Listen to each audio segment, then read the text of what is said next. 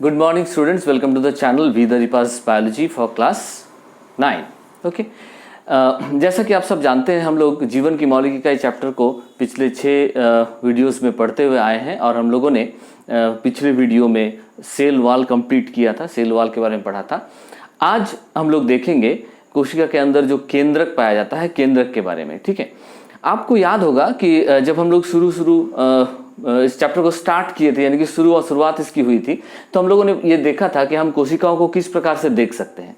जैसे कि मैंने बताया था आपको कि पादप कोशिकाओं को देखने के लिए अगर हम लोग प्याज की झिल्ली का इस्तेमाल करते हैं और उसका एक अस्थायी अभिरंजित स्लाइड तैयार करते हैं और उसे माइक्रोस्कोप में देखते हैं तो हम कोशिकाओं को देख पाते हैं। स्लाइड बनाने के दौरान हम लोगों ने प्याज की झिल्ली को जब स्लाइड में रखा तो उसके ऊपर हम लोगों ने कुछ रंगीन पदार्थ डाले थे, या तो वो आयोडीन या सैफरिन का हम लोगों ने इस्तेमाल किया था, जिसे हम लोगों ने कहा कि ये अभिरंजित करना होता है, स्टेनिंग इसको कहते हैं हम लोग। हम लोगों ने स्टेनिंग क्यों किया था? क्योंकि जब हम आयोडीन का ड्रॉप उसके ऊपर डालते हैं तो कोशिका का विभिन्न भाग अलग अलग मात्रा में इस रंग को, इस आयोडीन को, इस घोल को अवशोषित करता है और इसका रंग गहरा हो जाता है। यानी कि जब हम किसी कोशिका को अभिरंजित करते हैं इस तरह के स्टेनिंग केमिकल यूज करके, चाहे वो सैफ्रनिन हो, चाहे वो आयोडीन हो, या जंतु कोशिका के केस में चाहे वो मेथिलीन ब्लू हो, तो इससे क्या होता है कि कोशिका का विभिन्न भाग अलग अलग रूप से अभिरंजित होता है। यानी कि कोई ज़्यादा गहरे रंग का हो जाता है, कोई कहीं पर रंग की गहराई कम होती है, कोई हल्के रंग का हो जाता है। तो इस प्रकार से क्या होता है कि कोशिका के विभिन्न भागों को हम स्पष्ट रूप से देख सकते हैं। जब हम लोगों ने प्याज की झिल्ली को माइक्रोस्कोप के अंडर में देखा तो हम लोगों को ये दिखाई दिया कि कोशिका के मध्य में एक छोटा सा गहरा क्षेत्र होता है। ठीक है, तो उस गहरे क्षेत्र को ही क्या कहा जाता है? केंद्रक कहा जाता है। ठीक है, तो कोशिका के मध्य में सामान्यतः केंद्रक जो होता है कोशिका के मध्य में ही स्थित होता है, लेकिन ये जरूरी नहीं है। कहीं कहीं किसी कोशिका में केंद्रक जो है हो सकता है वो मध्य में ना होकर थोड़ा वहाँ से हट के हो या थोड़े किनारे पर आ गया हो। जैसे पादप कोशिकाओं में अक्सर जो केंद्रक होता है वो मध्य में नहीं पाया जाता है, क्योंकि पादप कोशिका के अंदर बड़ी सी रिक्तिका होती है, खाली स्थान होता है, जिसके वजह से केंद्रक को एक और धकेल दिया जाता है, तो वो मध्य में नहीं होता है। पर सामान्यतः क्या होता है, केंद्रक कोशिका के मध्य में ही पाया जाता है। ठीक है, ये गहरे क्षेत्र के रूप में होता है। आइए हम देखते हैं कि सबसे पहले केंद्रक को किसने खोजा था। तो हम लोगों ने ये पढ़ा है कि सबसे पहले एक स्कॉटिश बोटेनिस्ट, ठीक है, रॉबर्ट ब्राउन 1831 में सबसे पहले कोशिका के अंदर केंद्रक को खोजा। उन्होंने ये केंद्रक किन कोशिकाओं में देखा? तो ऑर्किड जो पौधा होता है उसके जड़ों की कोशिकाओं में सबसे पहले रॉबर्ट ब्राउन ने 1831 में केंद्रक को देखा। तो ये हम लोगों ने पढ़ लिया था। ठीक है, the nucleus was discovered by Robert brown in 1831 in the cells of roots of orchid. ठीक है, ऑर्किड एक फूल वाला पौधा होता है, उसके जड़ों की कोशिकाओं में सबसे पहले रॉबर्ट ब्राउन ने केंद्रक को देखा, उन्होंने ऑब्जर्व किया इसे। ठीक है, तो आइए केंद्रक के बारे में पढ़ते हैं, इसकी संरचना क्या होती है, किस प्रकार का संरचना होता है। आइए हम लोग केंद्रक का संरचना बनाते हैं। सबसे पहले केंद्रक जो है वो 2 झिल्लियों से मिलकर बना होता है। जिस प्रकार प्लाज्मा मेम्ब्रेन होता है, ठीक उसी प्रकार का मेम्ब्रेन केंद्रक के चारों ओर भी होता है। यहाँ पर ये झिल्ली 2 स्तरों का बना हुआ होता है, यानी कि इसमें डबल लेयर होता है। हम लोग इसको बोलते हैं डबल लेयर्ड न्यूक्लियर वॉल और न्यूक्लियर एनवेलप। ठीक है, ये न्यूक्लियर वॉल कुछ इस तरह से होता है। इसके अंदर के झिल्ली को हम लोग कहते हैं इनर मेम्ब्रेन या आंतरिक झिल्ली, और बाहर के झिल्ली को हम लोग कहते हैं आउटर मेम्ब्रेन या बाहरी झिल्ली। यहाँ हम लोग को स्पष्ट रूप से 2 झिल्लियाँ दिखाई दे रही है इसमें। ठीक है, ये हो गया बाहर की झिल्ली, यानी कि इसको हम लोग बोलते हैं आउटर मेम्ब्रेन या बाहरी झिल्ली। और ये जो अंदर की ओर दिखाई दे रहा है इस झिल्ली को हम लोग कहते हैं इनर मेम्ब्रेन या आंतरिक झिल्ली। ठीक है, इसके साथ ही हम लोग क्या देख रहे हैं कि ये जो दोनों झिल्लियां हैं ये कंटिन्यूअस नहीं है, इसके बीच बीच में मैंने बहुत सारा खाली स्थान ऐसे छोड़ा हुआ है। ठीक है, यानी कि जो कोशिका केंद्र की जो झिल्ली होती है उसमें बहुत सारे छोटे छोटे परफोरेशंस होते हैं, बहुत सारे छोटे छोटे छिद्र होते हैं, जिसको हम लोग बोलते हैं न्यूक्लियर पोर। ठीक है, जिसको हम लोग क्या कहते हैं, या केंद्रक छिद्र, इसको कहा जाता है न्यूक्लियर पोर। ठीक है, या केंद्रकीय छिद्र है ये। इसका जो बाहरी मेम्ब्रेन होता है, यानी कि जो आउटर मेम्ब्रेन होता है, वो उसके साथ जुड़ा हुआ है बहुत सारा इस प्रकार का चैनल्स। ठीक है, जो कि केंद्रक का हिस्सा तो नहीं है, पर चूंकि इसके बाहरी झिल्ली से जुड़ा हुआ है, अतः इसलिए हम लोग इसको यहाँ पर बना देते हैं ताकि ये समझ में आए कि ये चीज़ें क्या है। क्योंकि आप कभी भी जब इसका चित्र देखेंगे तो आपको ये सब चीज़ें हो सकता है नजर आए। इस प्रकार से इसके बाहरी झिल्ली के साथ बहुत सारा ऐसा चैनल्स जुड़ा हुआ जिसको हम लोग बोलते हैं एंडोप्लाज्मिक रेटिकुलम। इसे हम लोग क्या कहते हैं, एंडोप्लाज्मिक रेटिकुलम। ये जो है एक्चुअली एंडोप्लाज्मिक रेटिकुलम है, लेकिन ये केंद्रक का हिस्सा नहीं है। ठीक है, केंद्रक के अंदर, इन दोनों झिल्लियों के अंदर, याद रखिए दोनों झिल्ली जो है बना होता है वही लिपिड और प्रोटीन का। जो प्लाज्मा मेम्ब्रेन का जो कॉम्पोजिशन है वही कॉम्पोजिशन यहाँ केंद्रक के झिल्ली का भी है। तो इस झिल्ली के अंदर अगर हम लोग जाएंगे तो यहाँ पर एक द्रव भरा रहता है जो बिल्कुल कोशिका द्रव जैसा ही है। इसे हम लोग कहते हैं केंद्रक द्रव्य। इसको क्या कहा जाता है, केंद्रक द्रव्य, या इसे हम लोग कहते हैं न्यूक्लियोप्लाज्म। तो इस तरह से हम लोग लिख सकते हैं इसको, ये है न्यूक्लियोप्लाज्म। ठीक है, ये क्या है, न्यूक्लियोप्लाज्म या केंद्रक द्रव्य। केंद्रक के अंदर एक और गहरा सा पिंड होता है, एक या उससे अधिक भी पाया जा सकता है। ठीक है, इस गहरे पिंड को, ये लेकिन झिल्ली से घिरा हुआ नहीं है।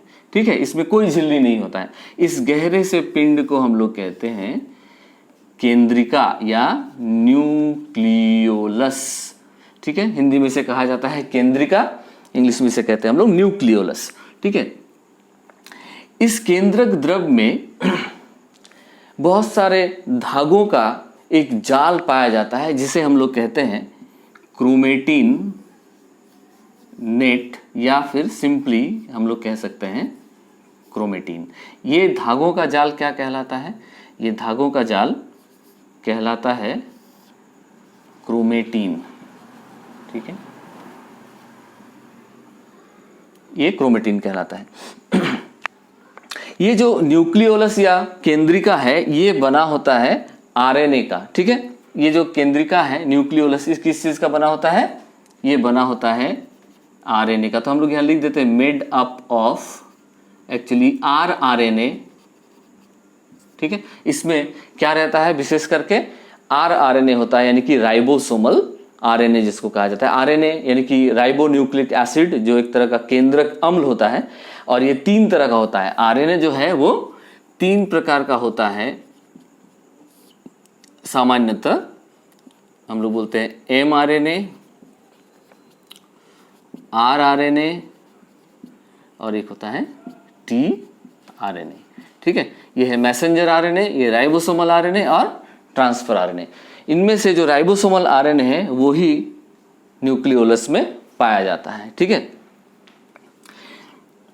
यहाँ हम लोग देखते हैं कि केंद्रक का जो बाहरी झिल्ली है, इस बाहरी झिल्ली में बहुत सारे ऐसे गोल गोल पिंड पाए जाते हैं। इस प्रकार की संरचना है केवल बाहरी झिल्ली में, अंदर की झिल्लियों में नहीं।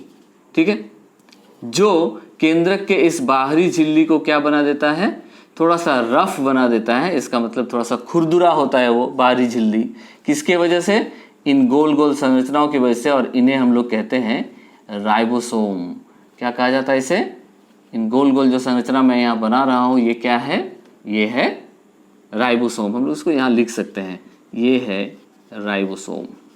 ठीक है, इस राइबोसोम का निर्माण कहाँ पे होता है, केंद्रिका में होता है। ठीक है, न्यूक्लियोलस जो है इसका फंक्शन क्या है, न्यूक्लियस का फंक्शन होता है कि यहाँ कुछ प्रोटीन्स जो है इसके अंदर जमा रहता है न्यूक्लियोलस के अंदर में। ठीक है, कुछ प्रोटीन फॉर्मेशन, और उसके साथ साथ यहाँ राइबोसोम का मेनली जो है वो निर्माण होता है। ठीक है, और राइबोसोम किस चीज़ का बना होता है, वो आरएनए का ही बना हुआ होता है। तो इसीलिए राइबोसोम का निर्माण कहाँ पे होता है, किसके द्वारा होता है, न्यूक्लियोलस के द्वारा। तो इसको याद रखना होगा, केंद्रिका ही क्या है, राइबोसोम का निर्माण करती है। ठीक, अब बात करते हैं हम लोग कि ये जो क्रोमेटिन है, ये क्रोमेटिन क्या होता है। ठीक है, ये क्रोमेटिन जब एक कोशिका विभाजन नहीं कर रही है तो ऐसे स्थिति में उस कोशिका को हम लोग बोलते हैं कि वो विश्राम अवस्था में, यानी कि वो रेस्टिंग स्टेज में है। ठीक है, अगर एक कोशिका का जीवन चक्र देखा जाए तो उसके जीवन चक्र के 2 भाग हैं। ठीक है, और वो भाग क्या है, एक है रेस्टिंग स्टेज और दूसरा है डिवीजन फेज। ठीक है, या 2 फेज बोल सकते हैं हम लोग, division phase, resting phase. Division phase जो होता है वो बहुत कम समय का होता है, छोटा पीरियड का होता है, और जो रेस्टिंग फेज है वो एक बड़ा पीरियड का होता है, लंबे समय का होता है। तो जब कोशिका विभाजन नहीं कर रही है तो हम लोग कहते हैं वो रेस्टिंग स्टेज में है। उस समय वो अपना ग्रोथ करती है, सिंथेसिस करती है, अपने अंदर में पदार्थों का निर्माण करती है। ठीक है, अपने आकार में वृद्धि करती है, कोशिका द्रव्य बढ़ाती है, ढेर सारा काम वो करती है। तो उस समय जब हम लोग केंद्रक को देखेंगे तो केंद्रक में इस प्रकार का धागों का पूरा एक जाल रहेगा जिसे हम लोग कहते हैं क्रोमेटिन। ठीक है, लेकिन जब ये कोशिका विभाजन की अवस्था में आती है, यानी कि वो विभाजन करने वाली होती है, तो उस समय उसके केंद्रक में ये जो क्रोमेटिन है ये क्या होता है, जगह जगह टूट करके छड़नुमा लंबी संरचनाओं का निर्माण करता है, जिसको हम लोग बोलते हैं क्रोमोसोम। यही क्रोमेटिन क्रोमोसोम में बदल जाते हैं।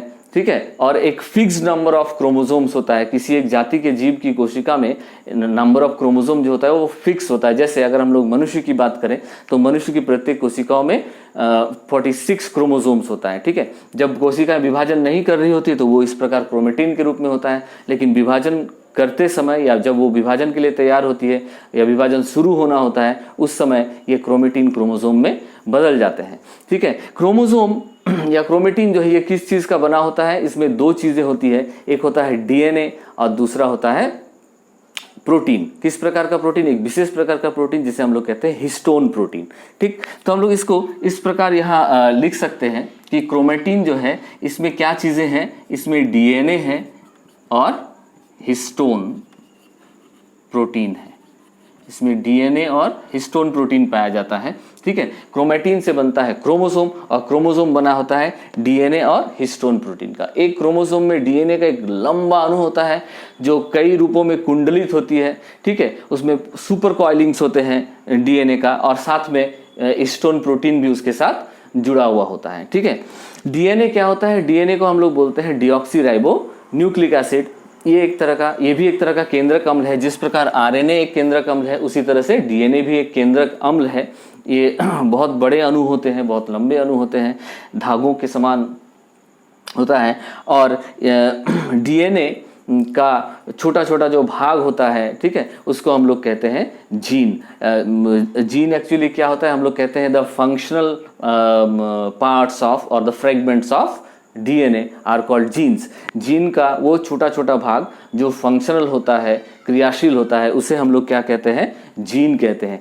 ये जीन क्या काम करता है, ये जीन ही प्रोटीन्स का निर्माण करवाता है। एक जीन एक प्रोटीन का निर्माण करवाता है, और जिसके वजह से क्या होता है, किसी जीव का गुण जो है वो प्रदर्शित होता है। ठीक है, हमारे शरीर में जितने तरह का भी प्रोटीन्स बना है, जिससे शरीर का निर्माण हुआ है, वो कहीं ना कहीं सब जीन के डायरेक्शन में ही हुआ है। ठीक है, जिस प्रकार का जीन है उस प्रकार का प्रोटीन बनता है।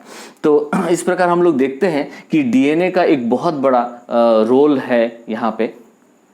ठीक है, अब हम लोग आते हैं, तो ये हमारा हो गया केंद्रक का संरचना। केंद्रक में ये जो छिद्र होते हैं ये क्या है, इसको हम लोग बोलते हैं न्यूक्लियर पोर या केंद्रक छिद्र। इसी के माध्यम से केंद्रक के अंदर और बाहर पदार्थों का आवागमन होता है। केंद्रक से कोशिका द्रव्य में पदार्थ इसी रास्ते से होकर के बाहर निकलते हैं, जिसको हम लोग बोलते हैं न्यूक्लियर पोर।